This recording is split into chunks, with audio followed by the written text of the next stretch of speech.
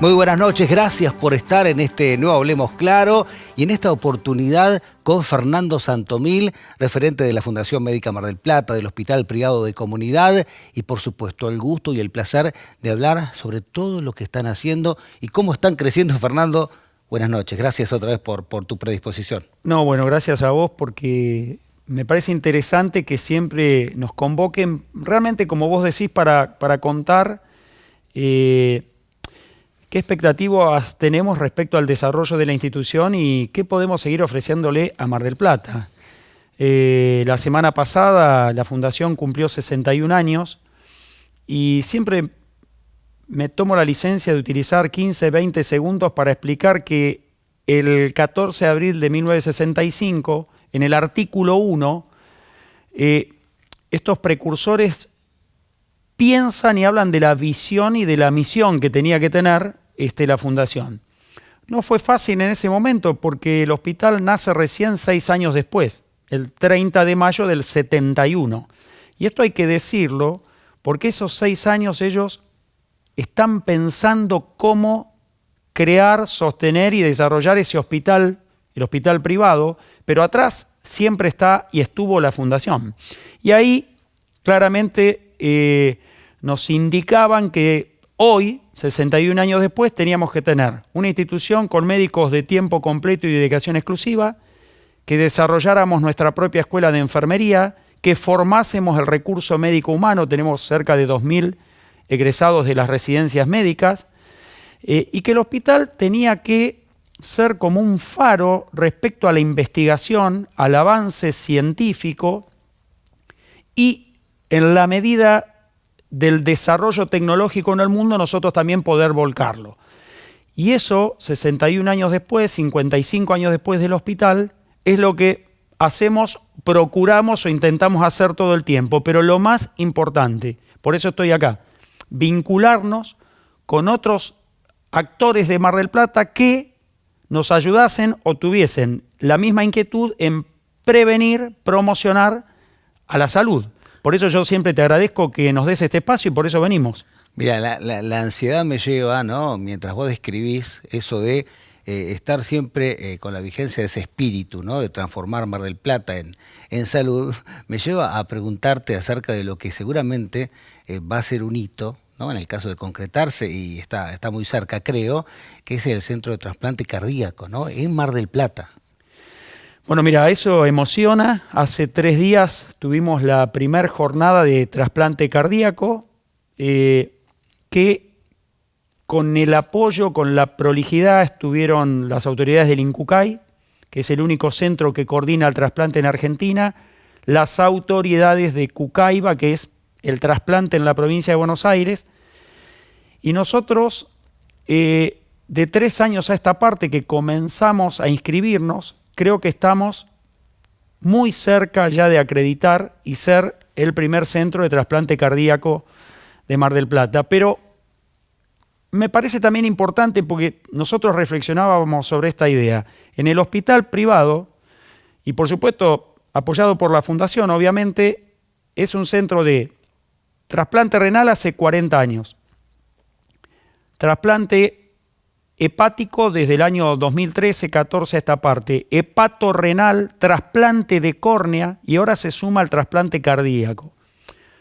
¿Por qué se suma al trasplante cardíaco? Porque también la Fundación, de la pandemia para acá, tuvimos un mandato muy fuerte del Consejo de la Administración de desarrollar una actividad en la cirugía cardíaca que estuviese un poco acorde a la prevalencia y a las patologías que sucedían en Mar del Plata, pero que muchas veces, no todas, una familia tiene que trasladarse a Buenos Aires, donde hay centros centenarios que, por ejemplo, desarrollan el trasplante cardíaco. Bueno, nosotros hace 3 años llegó a la Fundación el doctor Daniel Apsi, que el doctor Daniel Apsi es un joven cirujano cardíaco de 53 años, pero que en su haber tiene más de 400 trasplantes cardíacos, muchos de ellos pediátricos, y que nos presentó un proyecto muy atractivo del desarrollo de la cirugía cardíaca. hoy es una realidad, Daniel Apsi, y está tan instalado que hace 72 horas ya presentó el proyecto de trasplante cardíaco, si se quiere, como a la sociedad inicialmente del hospital, pero ya a nivel provincial y nacional. Decirte que las autoridades fueron muy respetuosas con nosotros, y el respeto está relacionado con entender esa historia que nosotros tenemos de 60 años de tener proyectos sólidos, a veces a paso lento, pero muy sólidos. Así que estima Cucaiba, el doctor Petrone, que es probable que esto impacte a nivel regional de tal manera que estuviésemos en el radar de unas 2 millones de personas. Impresionante lo que eso conlleva, ¿no? Y sobre todo para las familias, porque cada caso es una historia distinta, y todo lo que tiene que ver con traslados, tratamientos, porque hay pocos centros, ¿no?, de trasplante cardíaco en el país. Hay referencias en Cava, ¿no?, por supuesto, Favaloro, el Hospital Italiano. Claro. Y tener esto en Mar del Plata realmente es un sueño que está a punto de cumplirse. Es algo maravilloso. Mira, uno siempre piensa que está escribiendo la historia. La historia está escrita, esto tenía que pasar, y me conmueve decirte que creo que, porque nos conocemos, vamos a coincidir. Hay un filósofo australiano que se llama Roman Snarik, que se los recomiendo, que habla sobre el compromiso ético con el futuro, que cada uno de nosotros, fíjate el término, tendría que ser un buen ancestro. Compromiso ético con el futuro es: dentro de 20 o 30 años debiesen estar orgullosos de nosotros cuando pusimos el primer pie en algo. Pero él da un ejemplo gráfico que a mí por lo menos me conmueve, lo hablo en el hospital, en el consejo, con los residentes o con mis hijos o con vos acá. Es el pensamiento catedral. Una catedral tarda 450 años en construirse, pero cada arquitecto que sabe que no va a haber terminada la catedral, su etapa la hace con tanto orgullo, con tanta motivación, que en realidad sabe que si lo hace bien, los del futuro van a ver terminada la catedral. Yo creo que estamos frente a eso y que tenemos que sumar muchos más actores, efectores de Mar del Plata para que nos animemos a construir esta catedral en salud entre todos, y probablemente en el año, no sé, 70, 80 años, 100 años, cuando nosotros seamos historia, se acuerden bien de nosotros. Qué bueno lo que decís, porque no solamente se trata de formar un médico, de capacitarlo en lo que es su disciplina, ¿no?, o sus inquietudes y a nivel científico, sino también con la empatía necesaria de tener esa proyección, ¿no?, de que lo que hoy hacemos y formamos va a tener frutos en el futuro. No te quepa dudas, yo no solo coincido, sino que me emociona, pero pocas veces en tan poco tiempo escuché hablar tanto de René Favaloro, porque el doctor Daniel Apsi operaba con René Favaloro. Entonces, si nosotros nos detenemos a ver estas historias de vida, vivimos en un mundo tan acelerado que hasta los mensajes de WhatsApp lo ponemos por 2, porque no tenemos tiempo de... Pero digo, cuando nosotros nos detenemos, lo de Favaloro y otros pioneros, estuvo con nosotros el doctor Perrone, un cardiólogo de más de 70 años, que ha sido director de cuantas sociedades en el mundo se te ocurra pensar en insuficiencia cardíaca, y ver ellos hace 50 años cómo trataban estos corazones que empiezan a claudicar, que se dilatan, se llama miocardiopatía dilatada, y como una bomba ya no puede dar respuesta si uno camina 2 pasos y se fatiga, pero ver el hilo conductor de dónde venimos y hacia dónde vamos es el verdadero pensamiento catedral, porque el trasplante cardíaco, si se quiere, es como el trasplante renal, una enfermedad terminal. Cuando uno trasplanta un riñón, es porque el filtrado renal de sangre claudicó. Cuando uno llega a un trasplante cardíaco, la capacidad del corazón de bombear sangre y que llegue, claudicó. Pero es la etapa terminal de varias etapas previas. Entonces, uno de los grandes placeres, hace 72 horas, estuvo relacionado con escuchar a un médico clínico que desde el consumo de sal o actividad física nos dicen cómo prevenir llegar al trasplante. Pero bueno, a nosotros lo que nos emociona es presentar también todo el servicio de insuficiencia cardíaca con la doctora Magarí Rubira, que algún día probablemente la puedas traer y te va a hablar mucho de esto, y ver cómo estamos nosotros viendo el desarrollo de este equipo de trasplante con todos estos actores, que también va a ayudar a los marplatenses a que entendamos cómo prevenir llegar al trasplante. Eso es lo que también vamos a tratar en el próximo bloque, ¿no? Porque no se trata solamente de la práctica del trasplante, ¿no? Desde la ablación, ¿no? hacia ese momento en el que el tiempo vale oro, sino también todo lo que es el recorrido. Pero después de la pausa lo por supuesto, hablamos, ¿vale? Por supuesto.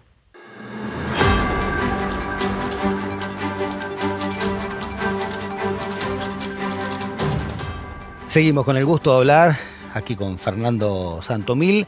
Hablamos de esto, de lo que va a significar, ¿no? Para Mar del Plata, un hito, un centro de trasplante cardíaco, pero también hacías mención, Fernando, en la última parte, ¿no? Del bloque anterior, acerca de todo el proceso, porque no se limita solamente a la práctica del trasplante, ¿no?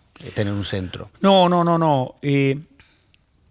Claramente te quiero mencionar que cuando se comienza a diagramar el equipo de trasplante cardíaco, no te quepa duda alguna que los aliados estratégicos iniciales son los cardiólogos. Nosotros tenemos un servicio de cardiología a su vez dividido entre hemodinamias, tenemos 2 o 3 cardiólogos hemodinamistas y luego tenemos todo el servicio de cardiología clínica, pero en el camino hacia el trasplante cardíaco fuertemente hubo que conformar una división que es la división de insuficiencia cardíaca.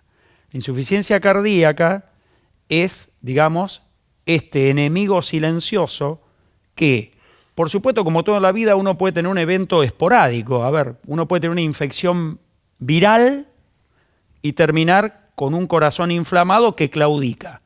Eso puede pasar, pero en general son factores predisponentes que tenemos, pero no solamente que tenemos nosotros, como decía el doctor Perrone, que tenía mi familia. Y a veces uno en el árbol, en el familiagrama, y bueno, tiene una abuela, una bisabuela, que era hipertensa, diabética y que había desarrollado una insuficiencia cardíaca. Entonces, hubo que desarrollar todo este marco teórico y también empezar a hablar de cardiometabolismo, o sea, cómo influye todas las medidas dietéticas de calidad de vida en la prevención de un corazón insuficiente que empieza a fallar. Claro, hay una estructura, ¿no? Hay un equipo invisible detrás de todo. Hay un lo equipo que invisible, después pero surge como noticia, ¿no? De un trasplante, por ejemplo. Pero por supuesto, no te olvides que 50 años atrás, cuando un paciente desarrollaba una insuficiencia cardíaca aguda, vale decir, un corazón sin posibilidad de bombear bien, solamente existían diuréticos para esa sobrecarga de volumen poder eliminarla.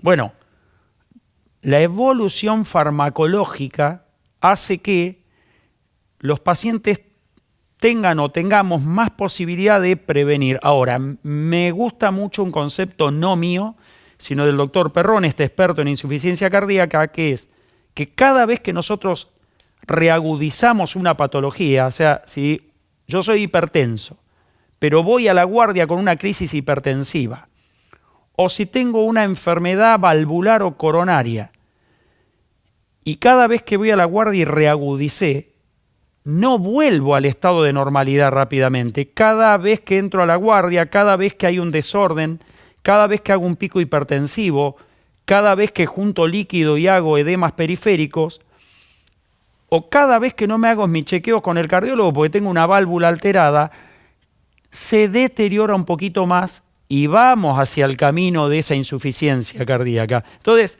es muy importante la prevención. A ver, Argentina tiene un fenómeno muy interesante. El PBI en salud es exactamente igual que los 2 o 3 países que mejor les va en salud. El tema es que ellos trabajan más en prevención y en promoción de hábitos.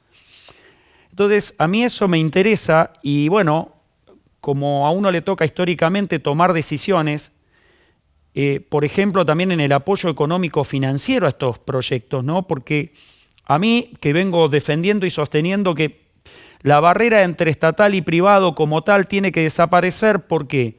Porque al programa nuestro de trasplante cardíaco van a llegar pacientes de lo estatal y de lo público y del medio privado. Ahora, ambos tienen que ser bien tratados, realmente el programa para ello tiene que ser muy consistente y por supuesto tiene que ser un programa que se sustente en el tiempo. Y eso lo pueden lograr instituciones como la nuestra u otras que son centenarias o que han realmente desarrollado un sistema para que esto se logre sin claudicar en el esfuerzo.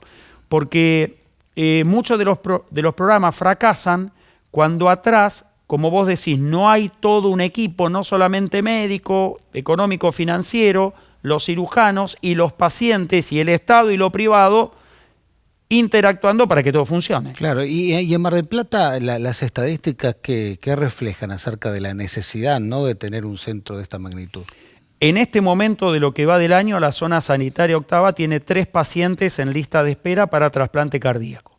Si uno contextualiza, por lejos, el órgano que más claudica y lleva a insuficiencia terminal es el riñón. Eso lo sabemos todos. Por eso el hospital es un centro de trasplante y de referencia. Y de referencia.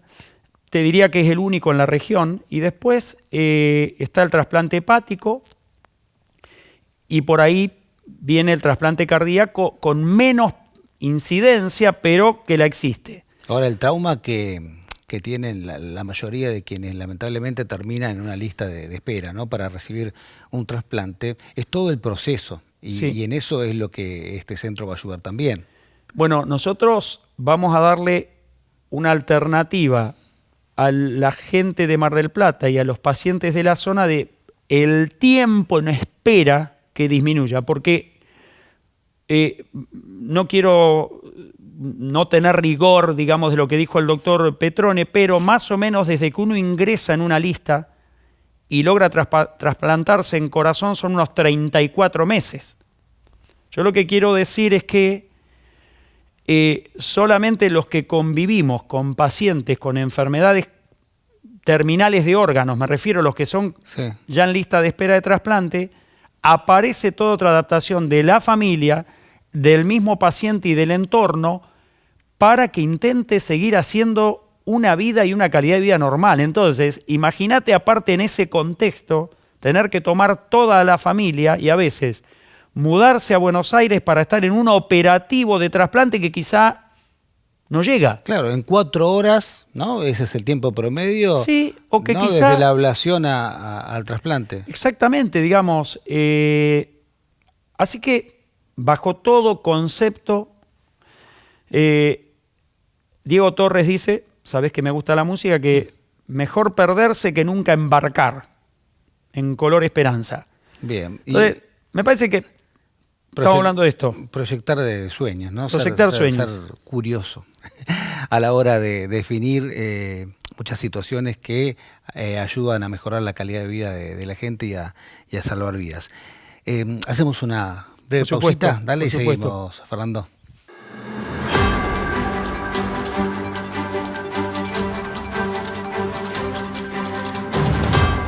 Y seguimos en esta interesantísima charla con Fernando Santomil. Fernando, hablamos del Centro de Trasplante Cardíaco y realmente esperemos que, bueno, se tenga que dar lo que se espera, ¿no?, lo más pronto posible, pero como dijiste, es un trabajo que demanda mucho esfuerzo, tiempo, dedicación y hacia eso van. Pero hay muchas situaciones que han sido planteadas en estos últimos encuentros acerca de todo lo que está avanzando el Hospital Privado de Comunidad en cuanto a cirugía robótica, ¿no? Y hay novedades al respecto, más novedades aún. hace 2 días, lo de la jornada de trasplante fue hace 3 días, pero hace 2 días llegó la segunda plataforma que nosotros decidimos invertir para el desarrollo de la cirugía robótica. Nosotros vamos a hacer un fenómeno interesante en Argentina y te diría que en algunos lugares de Sudamérica, porque ahora incorporamos una plataforma que se llama TUMAI. TUMAI es un término africano y esto es interesante porque la plataforma es de desarrollo chino y es en este momento la plataforma con un impacto tecnológico fundamental, TUMAI. Es la misma plataforma que acaba de incorporar el Hospital Italiano de Buenos Aires, el Hospital Allende de Córdoba, el Hospital Privado de Córdoba. Entonces nosotros nos ponemos como fundación también a la vanguardia de la tecnología, pero vamos a tener 2 plataformas. Una plataforma modular, que es la plataforma CMR, que es la plataforma británica, que en Europa es la segunda plataforma en uso, donde 4 módulos manejan los brazos del robot por separado, y esta plataforma, que es un solo carro con una pluma, que con la consola inmersiva, el cirujano también en 3D y alta definición desarrolla la cirugía cardíaca, la cirugía robótica. Así que también, de alguna manera, hemos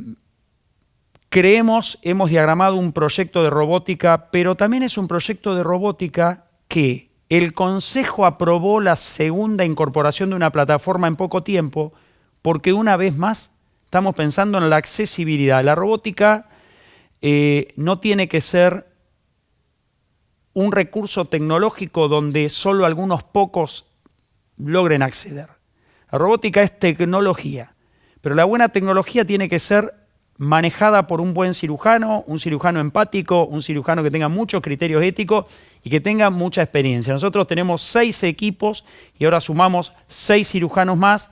Estimo que hay unos por lo menos 15 o 18 cirujanos robóticos que están en condiciones de operar, y ahora vamos a tener más alternativas para ofrecer más acceso a la robótica, digamos, a la gente que llega al hospital. Fernando, seguramente es lo que ya está, pero lo que viene, ¿no? Porque en ese intento de democratizar, ¿no? El uso de esto que son novedades para la salud, está la inquietud de la gente y las preguntas y cada vez más, ¿no? Acerca de, bueno, yo quiero ir por ese camino. Sí, es que me parece que la robótica se tiene que ubicar en el lugar exacto. La robótica da versatilidad y precisión, ¿sí? Pero si no tiene versatilidad y precisión el cirujano, es como que incorpores un resonador con inteligencia artificial que tenga todas las bondades de la tecnología, pero no exista un médico o un técnico que lo sepa y que sepa interpretar. Entonces, nosotros hemos tenido una postura personalmente muy prudente y siempre dijimos que teníamos que desarrollar muchas cirugías para hablar. Nosotros, con la plataforma actual Versius, hemos realizado en 2 años 240 cirugías. El resultado es satisfactorio, pero lo podemos mostrar con estadística que es satisfactorio.